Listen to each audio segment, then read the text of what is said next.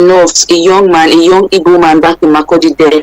He locked his shop and sold all his goods so that he could travel. So there are different things, but most importantly, it is what will make you vulnerable. So those false promises takes number one, and then your mindset. So it's almost the same with what traffickers would do, but it's different in the sense that when they are smuggling you, sometimes you agree that, okay, you feel that it's going to be better there. But upon getting there, you see that what you've been told is not true. Yeah. Now, there are cases, we've had that, and we will still have it during this season. And we've had people that will call and say things like, this thing came from a person I know. So it didn't look as harmful as, they experienced it at the end of the day. Is it part of the tactics of traffickers to use familiar faces and also to, look innocent? Let me put it that way. Is it part of the tactics? Yes, of course. If the devil were to come to us with horns, we would all run away. So definitely, they try to befriend you.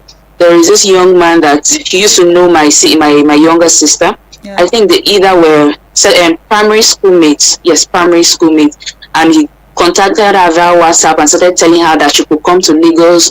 Yeah, he will train her to become an air hostess because she's slim and fair. And it just raised some question marks in her. Where do you know this person? So of course they try to be friendly. Sometimes they come through your family members, all of those, so that you could lower your guard and then listen to them. If a stranger were to come and make some kind of offers to you, there is a way that you will quickly reject or rebuke them. But if it's somebody that you know, you are most likely to listen and then maybe begin to think through, depending on the situation that you find yourself. That's right. So it's more like casting a net and seeing what it will catch. Now, so before we continue with the questions, if you're listening and at this point, this is I think that I wish I knew a radio drama and program, and after every drama we always have experts right here to discuss on issues of human trafficking. And we have with us today Emanuela Ikomoma. She is the Senior Program Manager of the Media Coalition and Awareness to Halt Human Trafficking. Now, we are looking at the issues of understanding human trafficking and smuggling in Nigeria. And if you're listening and you would want to share your experience with us, it might look like a careless thing at first, please, because whatever you share is going to help somebody out there. So you can send me a text message, and on the number 090, just send me a text message. We would love to take your messages on 090-9705-4450. And if you'd want to call and share with us either something that happened to you directly or a loved one, because I discovered that sometimes we don't talk about, please don't call the number. Don't call the number. Just text me on the number that ends with 50. Please don't call the number. If you want to call me on 090-8766-8888. Let me take the number again. 090-8766-8888. And we are live on Facebook and YouTube. Just go to @Eagles FM Abuja, and please just drop your comments. We will respond to them. All right, so looking at the issue of understanding human trafficking and smuggling in Nigeria, for the victims now, let's look a little into the victims' angle of experience. Sometimes the victims would want to justify the reason why they fell victims in the first place. Why do you think that happens? Okay, so this could be as a result of self-denial. There are most times that we make decisions, but we find a way to explain ourselves out of it. Because if someone else were to make the same decision, we will be able to see exactly where or how they went wrong or what they would have done better. That's right. And then so we can now go back to the lack of awareness.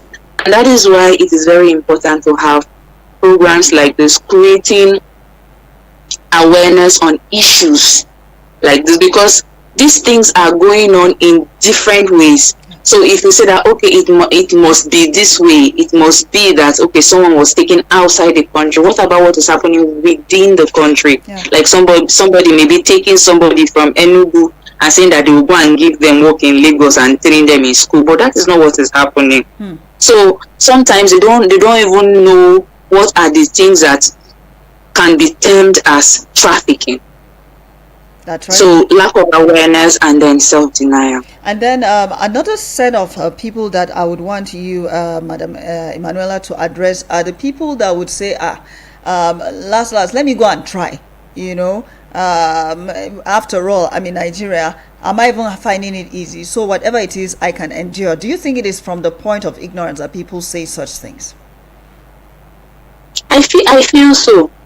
Now there is a point where you will be poor and then you begin to think that, oh, what's the worst that can happen? Yes. But upon arrival, I believe that they get to know what that worst they thought could happen actually is.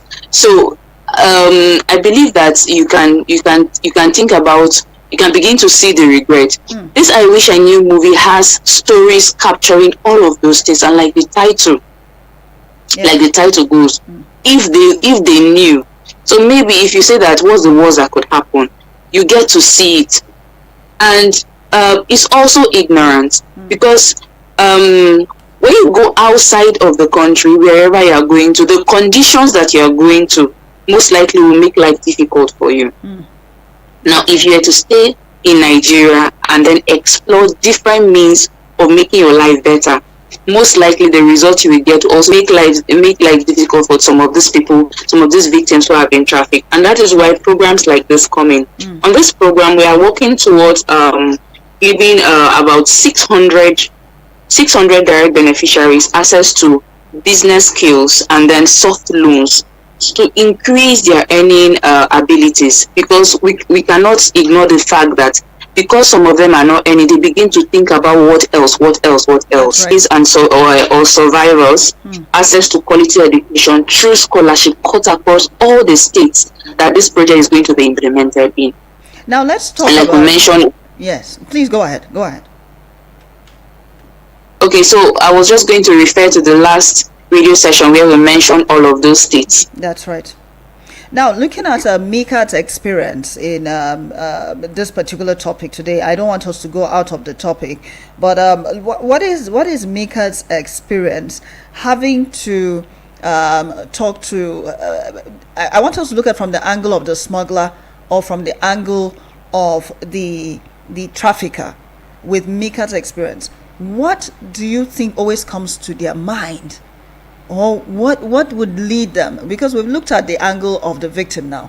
What would lead a trafficker to become a trafficker or a smuggler? Is it the same thing that the victim pushed them to become, that pushed the trafficker or the smuggler?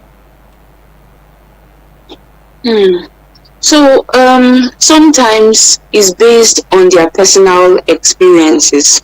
Like that movie that I had shared, when that lady was sold into prostitution by her loved one, she couldn't go back. So she ended up having a brothel. And of course, this brothel housed other prostitutes.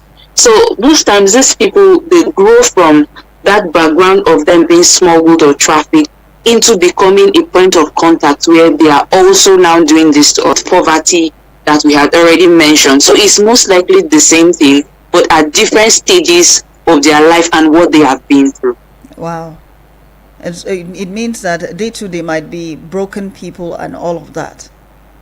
Exactly. Wow. All right. So it is still the program I Wish I Knew radio drama and program right here on Eagles 102.3 FM. It is time for you to contribute on the program. What do you think can be done to the victims of human trafficking and smuggling, coming from you as a concerned listener?